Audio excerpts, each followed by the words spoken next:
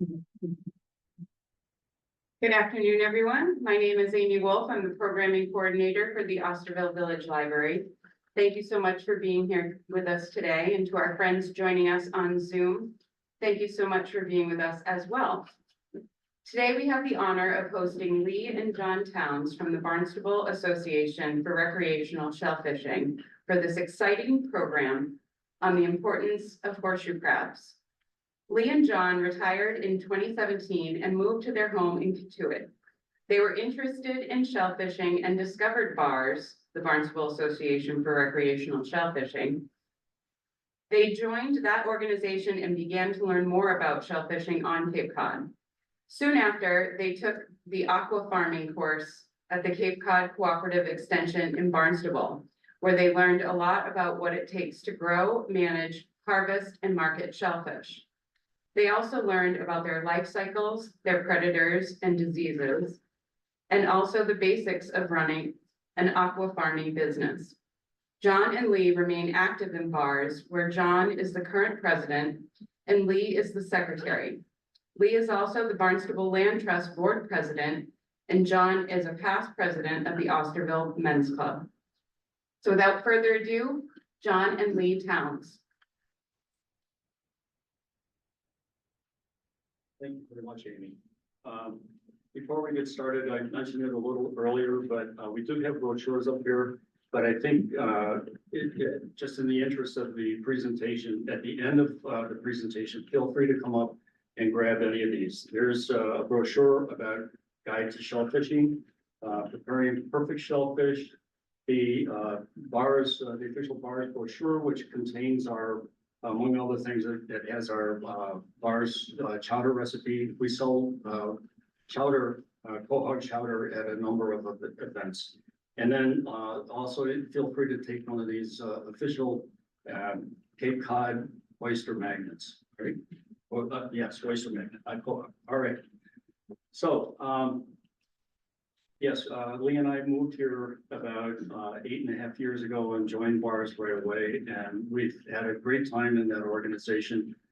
And one of the things that's particularly great here in Barnstable, we have a really robust shellfish propagation program the town does, and BARS helps with the quahog propagation. And so we will clear out areas, put down seed, put nets over them to protect them, and then later when it's time to pull them up, we harvest, we bring them up. And then the Department of Natural Resources will put them around in various locations, primarily for the recreational shellfishing people. And it's a great program. The license costs like $40 a year for a senior citizen. I think it's $30. And it allows you to get like a full pack of quahogs every week of the year, which is a lot of quahogs. And what's interesting though, right now, the oyster season is upon us. It opens this Wednesday, and with oysters, you can only get a half a pack for the start of the season until later on in the year. Sometimes they raise that up to a full pack. But it's just a fabulous program. If you like shellfish, it's just great. It's great being out on the flats, being out in the water, and being out there with other people, and you're getting pretty much free food. I mean, $40 for a license, right? And so for a half a pack of oysters, you're probably getting about 4 or 5 dozen, and you can do that every week. And you go out to dinner, and you know, an oyster is better $2 or $3 a piece. You know, I'll tell a kind of a funny story. But Leigh and I, after we moved here, probably about 2 years after we moved here, we went up to Boston and we went to the Union Oyster House, and or I think that's what it's called. And they we wanted oysters, of course, right? So I asked the waiter, well, where are they from? They said Barnstable and Katuitt. We live in Katuitt, and we get these things essentially for free. And they weren't the aqua farming ones, but essentially the wild ones. Anyway, we're not here really to talk much more about that kind of shellfishing. Today's topic is really the horseshoe crab, and it's Where's our? Oh, right here. Okay, got it. All right. So. I'm gonna turn this over now to Leigh, and she'll talk a bit more about the horseshoe crab in particular. Okay? So, thank you everyone for coming this afternoon. I hope you'll enjoy this. John and I have been looking forward to giving this talk for quite some time now. So, horseshoe crabs are a very ancient species that's been around for over 450 million years. And indeed, they haven't changed significantly in the last 200 million years, which is why they have earned the title living fossil. They've been around since the Paleozoic era. They're also known as a foundational species. So they help to create an ecosystem that's beneficial to a variety of other living creatures. There are actually 4 different species of horseshoe crabs. There's one that lives in the along the North American coast. And then there are 3 different species that live in Asia. One actually in mangrove swamps, which is pretty interesting. Their spawning provides millions of eggs that are used as food by several other species. So indeed, they support a number of other animals. We'll talk about the cultural and economic significance, and unfortunately, they're in decline for a number of reasons. The population which has spurred many states throughout the U.S. on the East Coast to create new regulations, and John will speak more about that. But they're under siege, if you will, because of changes in habitat. So a lot of bulkheads have been built to prevent erosion of the shore, and that prohibits the horseshoe crabs from being able to get up on the shore to raise or to lay their eggs. There's also a problem with pollution. They're overfished in many regions, and also they're used for medical purposes, which we'll talk about in a minute, and that's very interesting. Interestingly, in Asia, there are many countries that do have regulations about protecting the horseshoe crab, but there is some concern that they aren't well enforced. So indeed, the populations in Asia are really declining.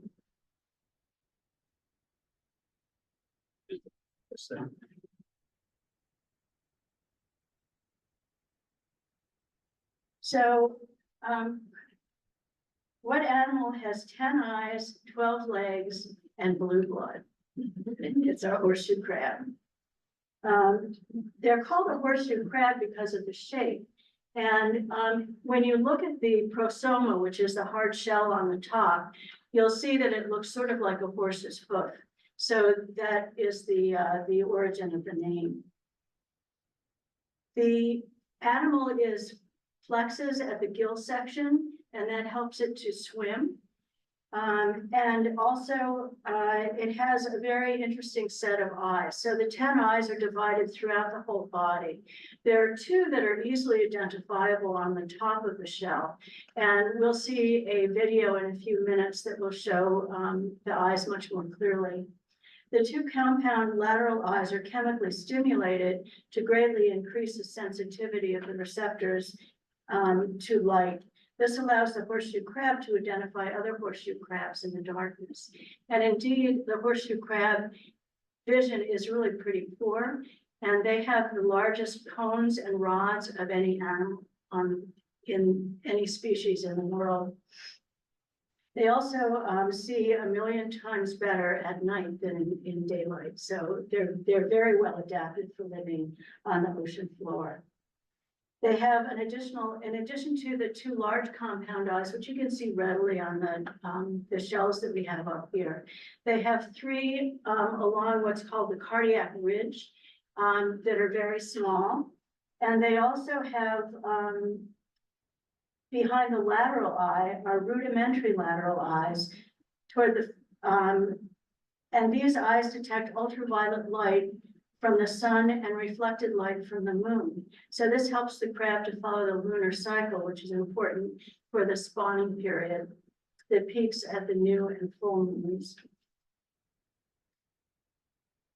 The horseshoe crab also has multiple photoreceptors located along the telson, which is the tail. And it's felt that these help the brain to synchronize to the cycle of light and darkness. So it has a very complicated visual acuity. So the telson, or the tail, is not a stinger or a weapon. So some people, it's very sharp, and people look at it and think that it might be harmful. But indeed, the crab uses it. If it lands, say, by the tides on its back, it will use the tail to flip over and get its bearing again. Finally, they aren't really a crab at all. They're more like an arachnid. So they're more closely related to scorpions and spiders, but we still do refer to them as horseshoe crabs. So the horseshoe crab is a foundation species, and as such, they provide food for red knots, which is an endangered bird that flies from the bottom of South America up the East Coast to the Arctic Circle, where it will lay eggs and create a new generation of red knots. They also these birds rely heavily on the eggs, which are very protein rich and fatty rich for energy during their long flights. They provide food as well for other migrational species, such as ruddy turnstones and sanderlings, and also for sea turtles and fish. Next is a video made by the Massachusetts Audubon Society.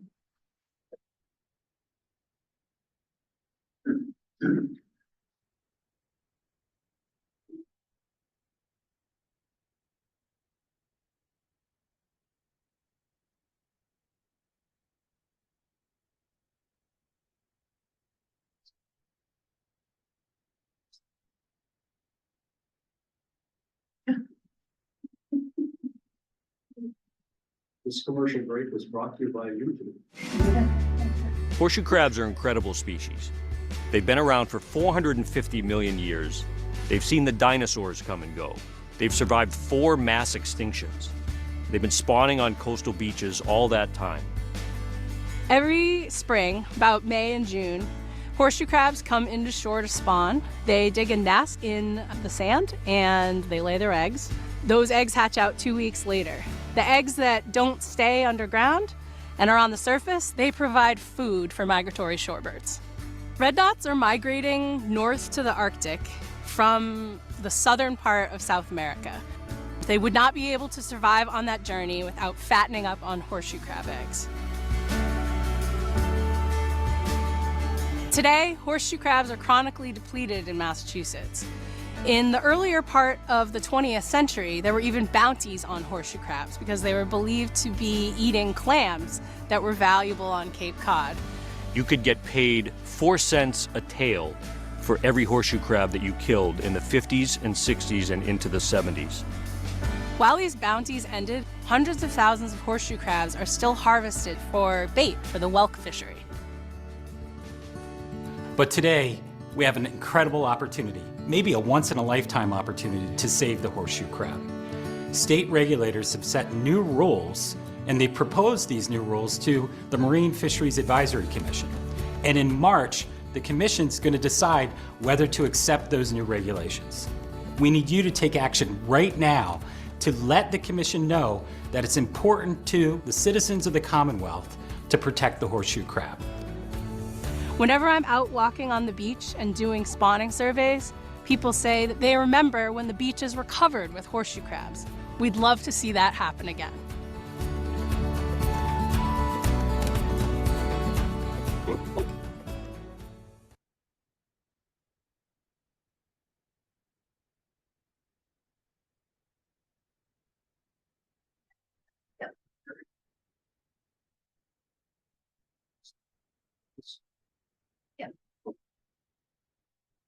So, just as a follow-up to that last slide, and what Mass Audubon's president, David O'Neill, said, his comment on the video is the regulations changes that were sent to the Massachusetts the MFAC, were approved by them this April. And I'll get into that a little bit more later and tell you exactly what that means. So now we talk about their life cycle. At about 10 years of age, they begin their breeding, and they can live for more than 20 years. So if their lives are cut short, say at 10 years old, they're not going to be breeding. And at 400,000 eggs that are laid by a female horseshoe crab every year, over 10 years, that's 4 million eggs that could be lost, and that's just from one animal. So perhaps 10 spawning cycles are lost if they're harvested early like that. And then that also jeopardizes the other species that rely on the eggs, not only the horseshoe crab, which relies on it for procreation, but also the other species that are helped by their eggs that aren't hatched. So the spawning time is in the spring. It's generally May through June around high tide and the full moons of those. So it varies by date over the from year to year. So now we're going to show a movie about let's see. That no, we'll go back. And this is another one of these YouTube ones. Yeah. Thank you. Just hit that. Technology, it's great.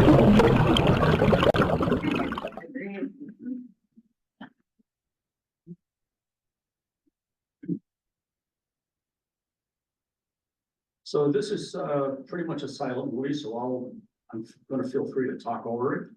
It's really showing what happens with a horseshoe crab, and actually most all shellfish do something like this when they reach this, because their outer shell becomes hard over time, and they need to grow bigger as they're eating more and they're growing. So they need to shuck off the shell. Lobsters do this, shrimp do this, and certainly the other crabs do as well.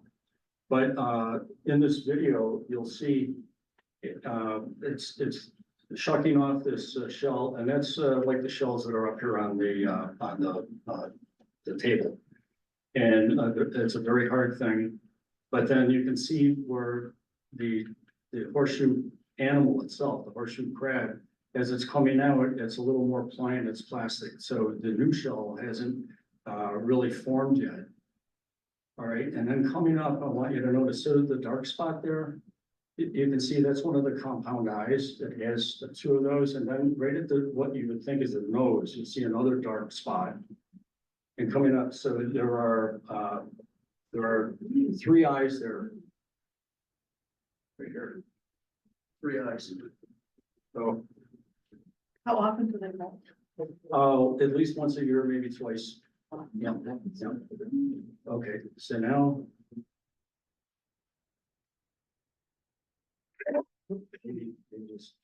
Yeah. Next slide.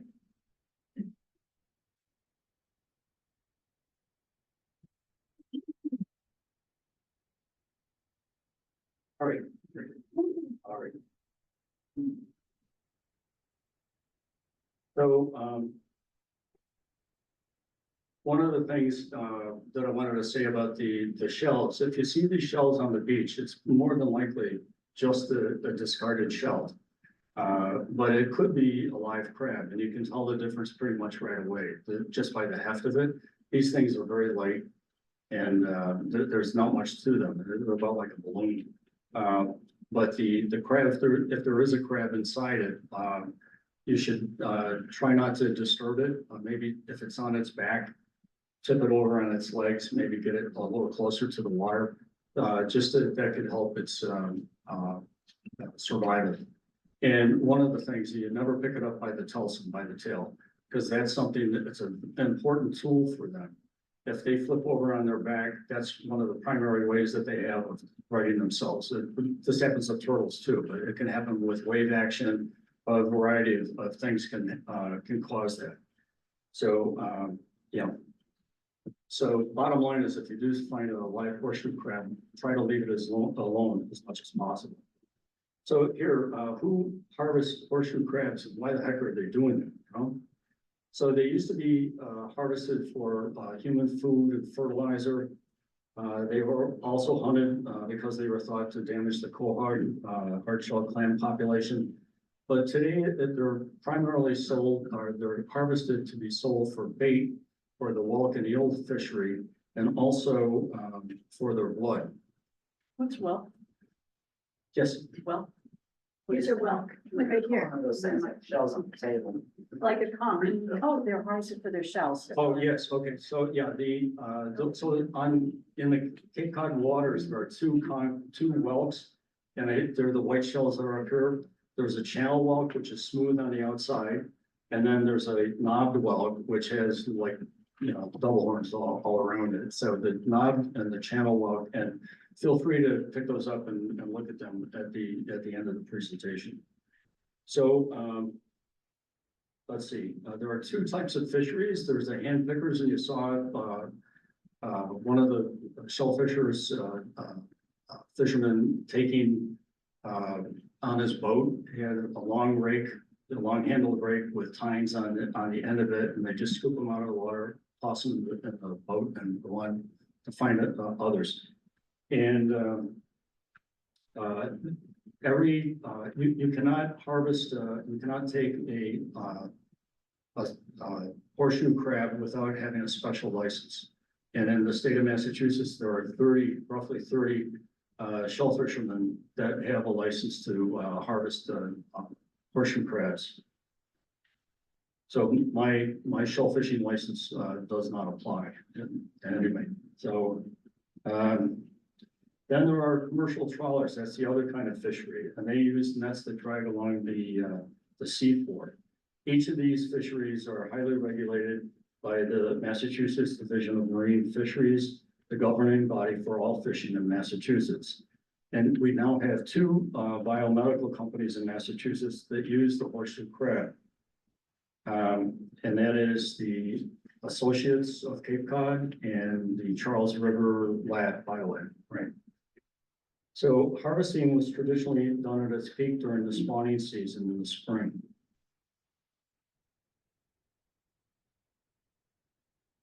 But that's also their peak vulnerability time as well. So in recent times, there's been a public advocacy arising that to protect the horseshoe crabs. And let's see, a primary driver of that is the Massachusetts Audubon Society. The Massachusetts Division of Marine Fisheries holds hearings to discuss studies that they've undertaken on all the fisheries that occur in Massachusetts state waters. And they coordinate this also with the federal authorities. And they make regulations that govern those fisheries. The Mass Department of Marine Fisheries Advisory Commission, the MFAC, holds public hearings on various issues regarding existing regulations for the state's fisheries. They vote on the recommendations they receive from several state panels. And then finding it down a little further, the Mass Shellfish Advisory Panel drafted the recommendations to the MFAC regarding changes to the horseshoe crab fishing regulations. Two public hearings were held on February 28th at the Massachusetts Maritime Academy and on February 29th in Gloucester, Massachusetts. And I spoke at the February 28th meeting on behalf of changes in the regulations of the horseshoe crab. And these recommendations were made to the MFAC and were intended to improve protections for the horseshoe crab population. So the horseshoe crab is native. It's undeniable. It's I mean, like on the Washoe Shore, after 8.5 years, they've been here for 450 million years. You know, that's something. But the thing is, the protections vary by state because the states control the waters in their estuaries and on their beaches and a little bit offshore, about a mile or two offshore. And the states are free to make whatever kind of regulations that they want as long as it doesn't go afoul of the federal laws. So, for example, New Jersey and New York prohibit the taking of horseshoe crabs. And New Hampshire limits it to 10 per day. So, you now want to talk, we actually hand it over to Leigh again. She's going to talk about the cultural significance of the horseshoe crab. So, coming here my whole life as a child initially, I remember walking on beaches and seeing a lot more horseshoe crabs than I do today. And I think that that's just sort of a story about, a personal story, but it's clear that the horseshoe crab population is declining, but they are fun to find. And, lots of people collect the horseshoe crabs and many artisans decorate them. Indeed, when I was, John and I were up in Provincetown recently, and in the next slide or two, I'll show you a photo that we took while we were there.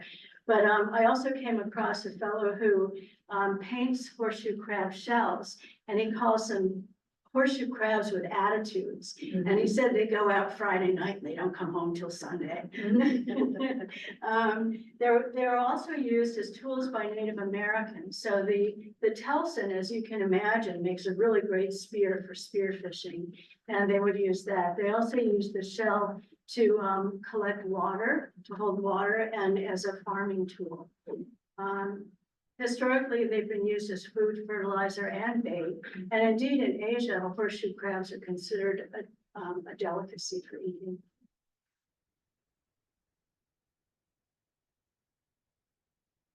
So here's the slide on the left is the studio we were in Provincetown.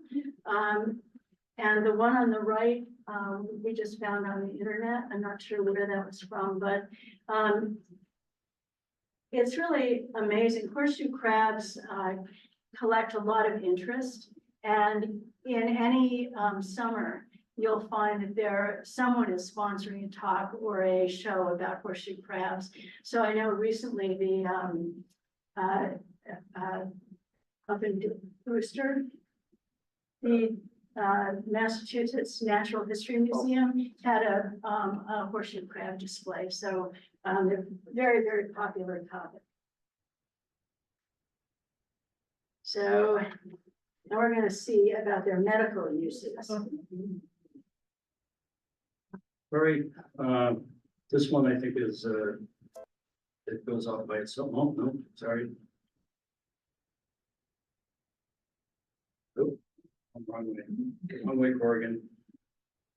All right, this, I think we just.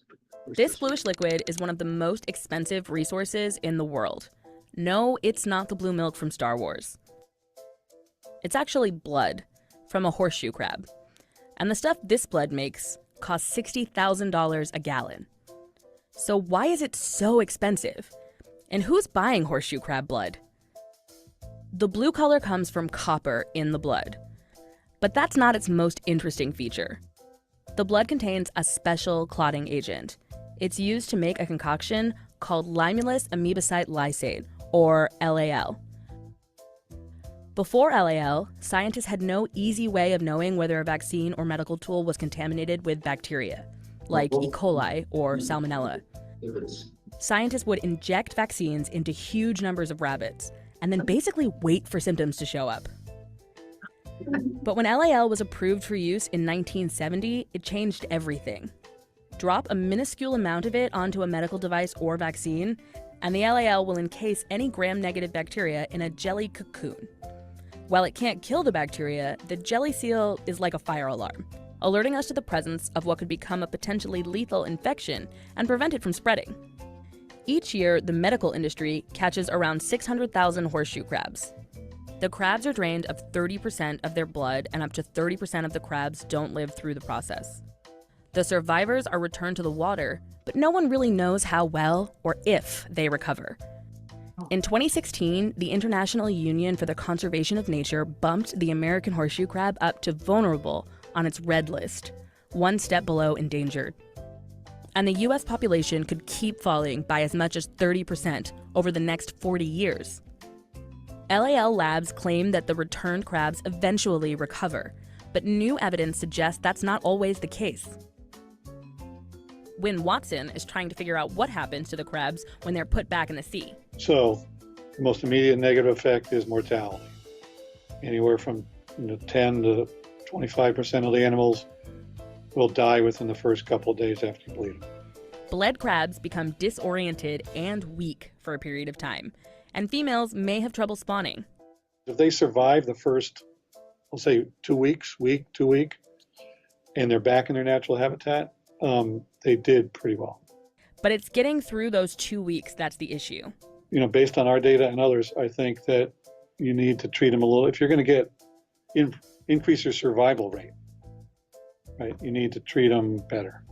Scientists are trying to find a synthetic alternative to help reduce the strain on the horseshoe crab population. But so far, LAL is still required by the FDA for this type of testing. So if these animals really aren't recovering at the rate companies previously thought, we might eventually run out of crabs to bleed. If that happens, our lives, and the lives of countless rabbits, might be at risk.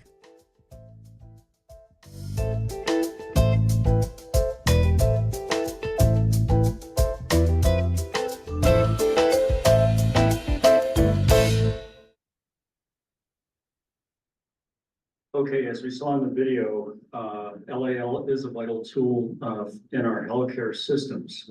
But as of now, no synthetic alternative reagent has been found that the FDA will approve for all indications. But the research does continue. Recommendations from the private sector are advocating for pharma to do a better job in reviving their animals to improve their survival.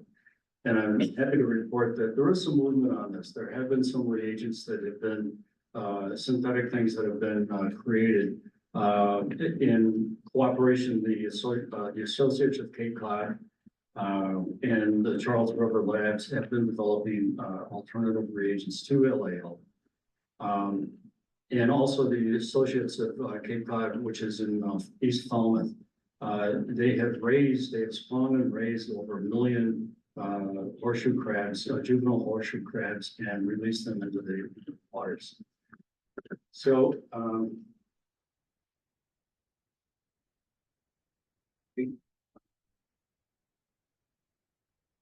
sort of put that slide up. But this is just a synopsis of what we saw in the previous movie. So the LAL reacts with bacterial endotoxins and forms a jelly around them. It doesn't kill the bacteria or whatever, but it just is a red flag. It says that this device isn't worth. It's contaminated. So they do this to things that like needles, things that go inside your body, scalpels, whatever, all kinds of medical devices. They also do it with like vaccines and other pharmacological compounds. And it's a very, very important thing. But again, no synthetic alternative has been fully approved yet. And interestingly enough, the industry claimed only a 3% mortality rate, but other researchers have disputed that. And but I think overall things are progressing in the right way, with the public becoming more aware, and other groups like the Audubon Society and raising public awareness, and the regulators are listening. So how do I get there?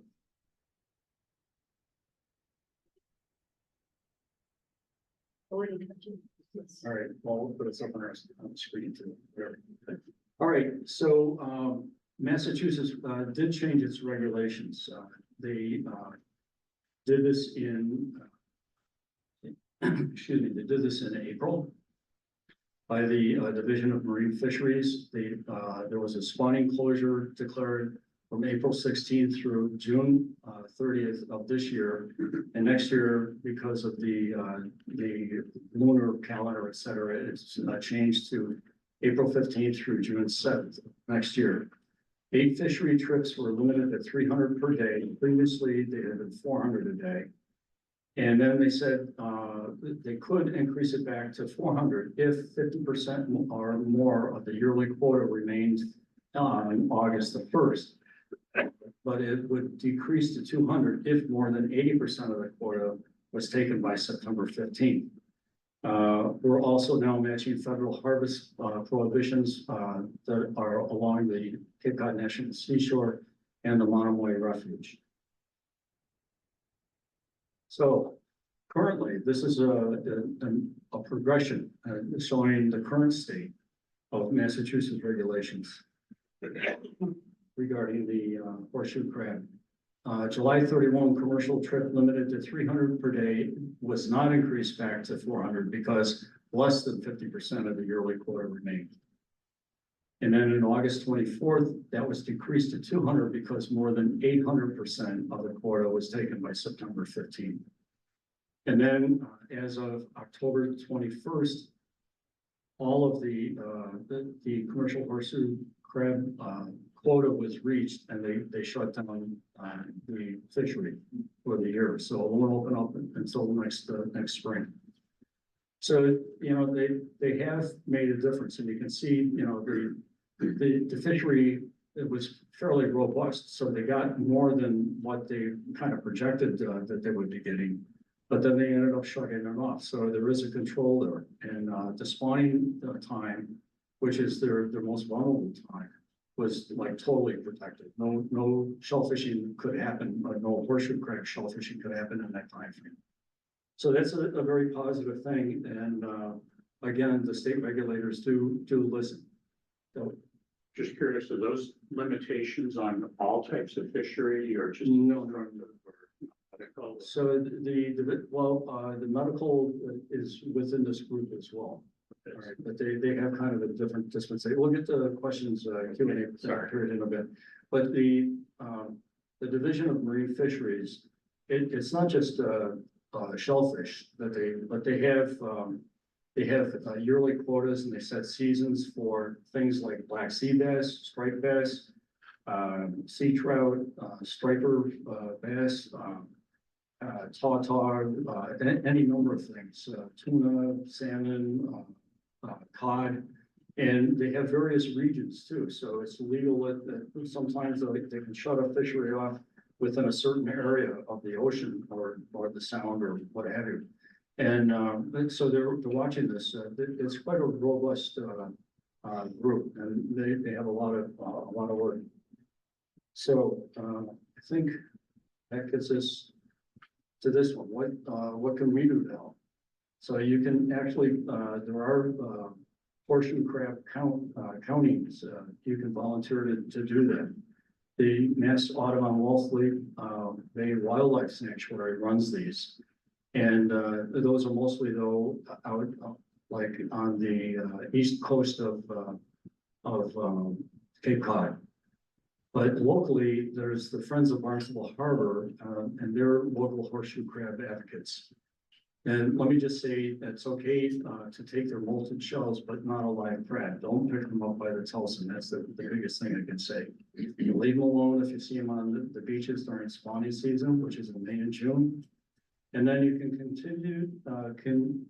continue to advocate for more protections. And I know that Mass Audubon Society, their ordeal is driven by wanting to make a complete ban on horseshoe crab harvesting in the state of Massachusetts.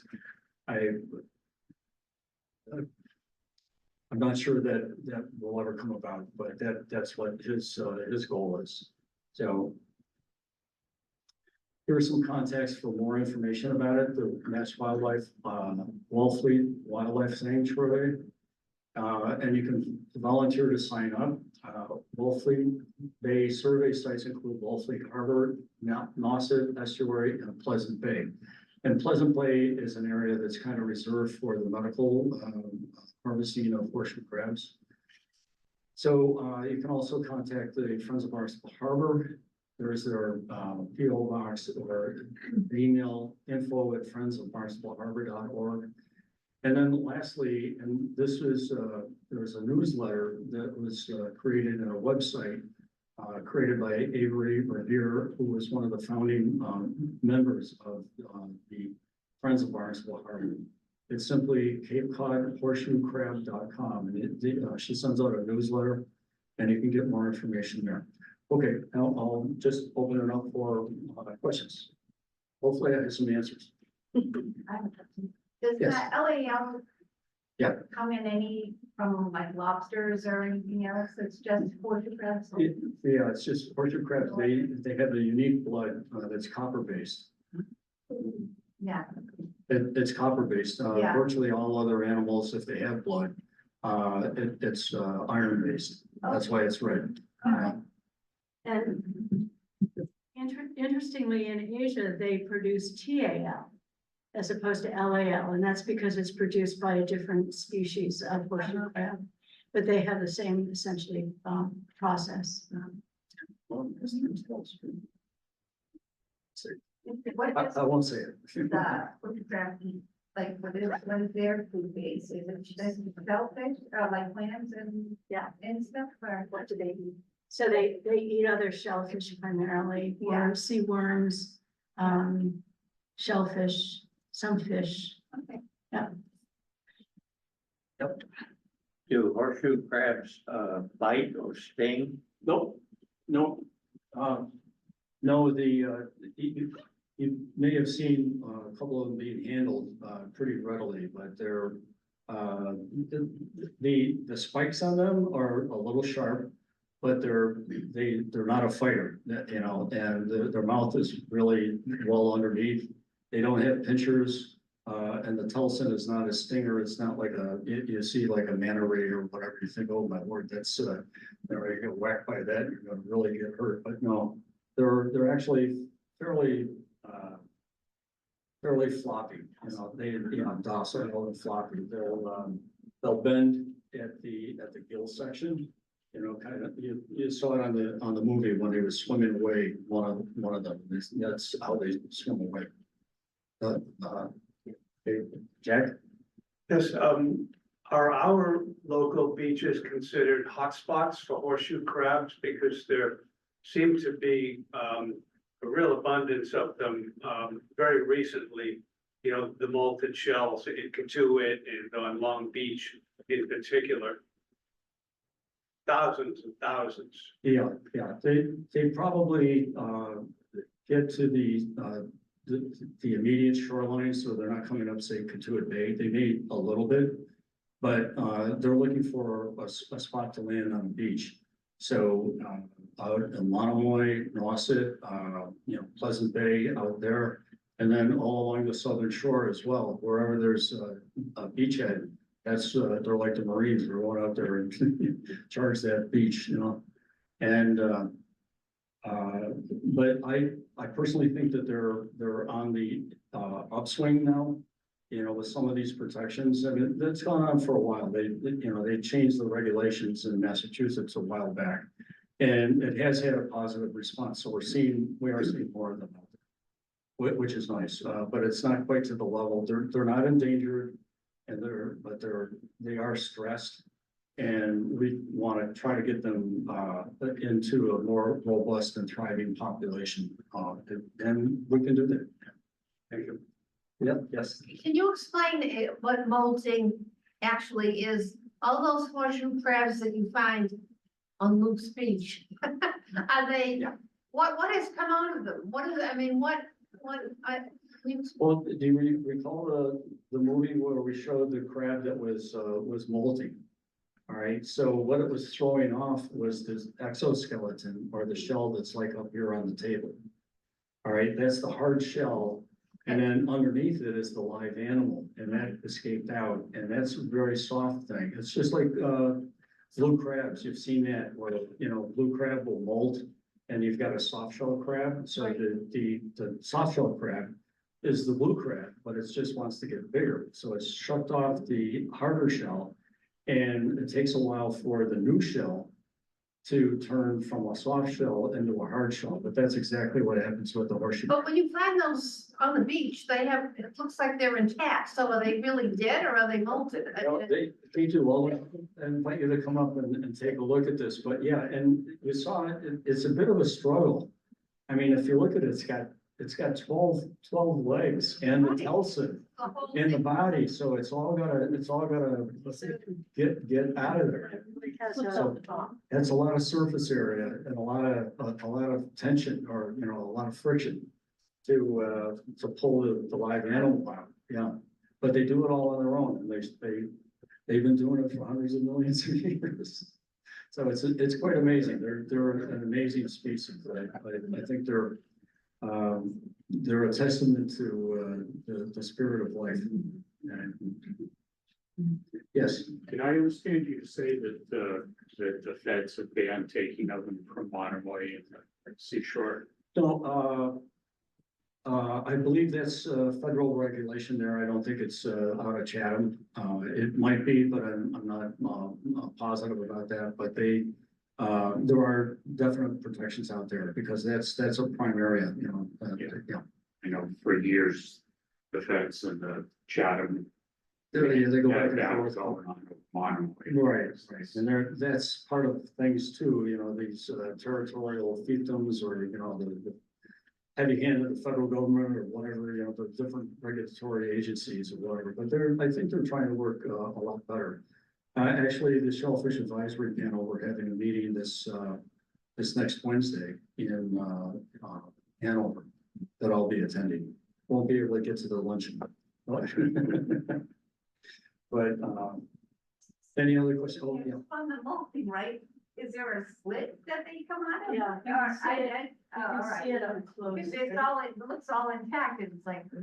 There's a little spot here. Oh, okay. All right. The top it. Yeah. Maybe I should show that movie again, just to show you. Yeah, it's pretty amazing, isn't it? Yeah. But all crabs do that. All crabs, they shuck off their hard shell. They're momentarily, or for a few days, they're a very soft shell, but that starts to harden up. But as it hardens up too, I think it affects the eyes, because it's over the whole animal. So the compound eyes and the other eyes, they get covered over, and you'll see on these examples that we have here of just the shell, that it's difficult to find where some of the little eyes are, especially the ones on the nose and the ones behind the compound eye, that you saw better on the movie. But you look here and they're covered over with this hard shell, if you will. Is there any concern of rising sea temperatures long term on that? I don't know that's been studied or expressed, but again, they've been around for 450 million years. And geologically speaking, just a blink of an eye, 20,000 years ago, there was an ice shelf here that was 10,000 feet thick, right above where we're standing right now. And actually, the sea level was like 400 feet below where we are. So, you know, temperature changes, all of that. These are very, very, very resilient creatures. And yeah, I don't have an answer for that. I haven't really seen any studies. But, yeah. It's pretty hardy. They are very hardy. Yeah, yeah. Yes. How do you use the horseshoe crab as bait? I mean, do they destroy the animal and? Yes, right.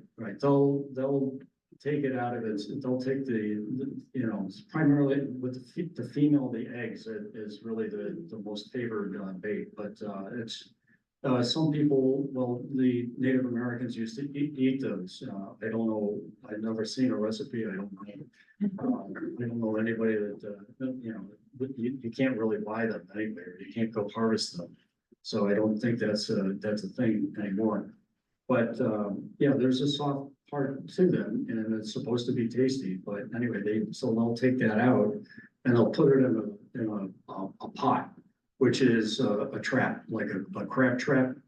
And they're primarily trying to attract the conch and also eels. So a lot of eels and sand eels and whatever else. And so then they get those and then they sell those. They sell the whelk, and primarily it goes to Asian markets, and the eels, some of that as well, sometimes European markets also. So, But they wouldn't normally eat a horseshoe crab because they're protected in their shell, right? well, yeah, but I'm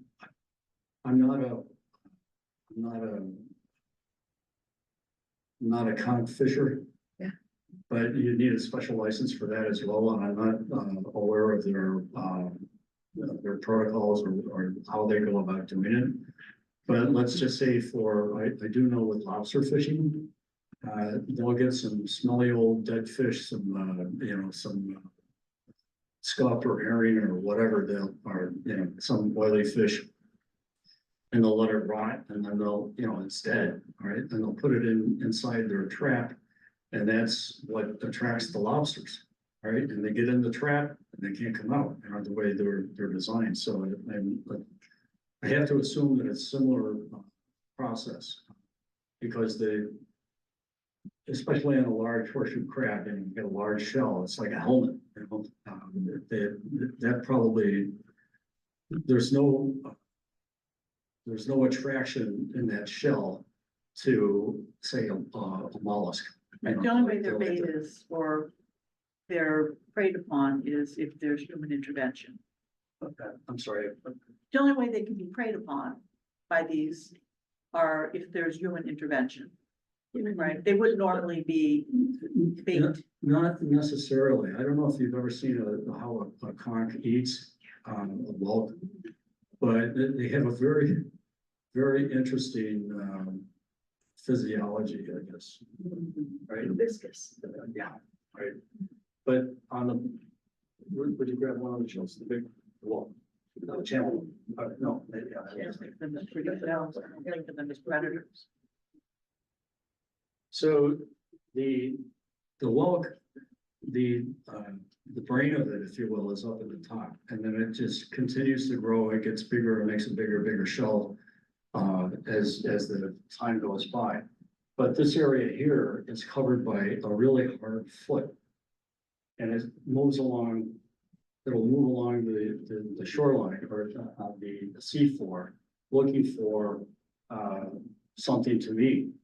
And what it does, it expels the foot, and then its stomach comes out, and then it has a long proboscis that looks rather interesting. But it's like a big stick, all right, and it will attack a shell, like if it gets a quahog, and they'll eat quahogs all day long.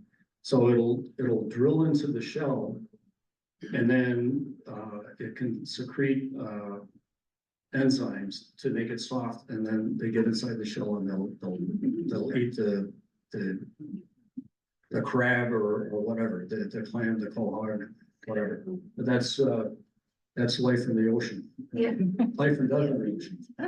But these are fascinating creatures as well.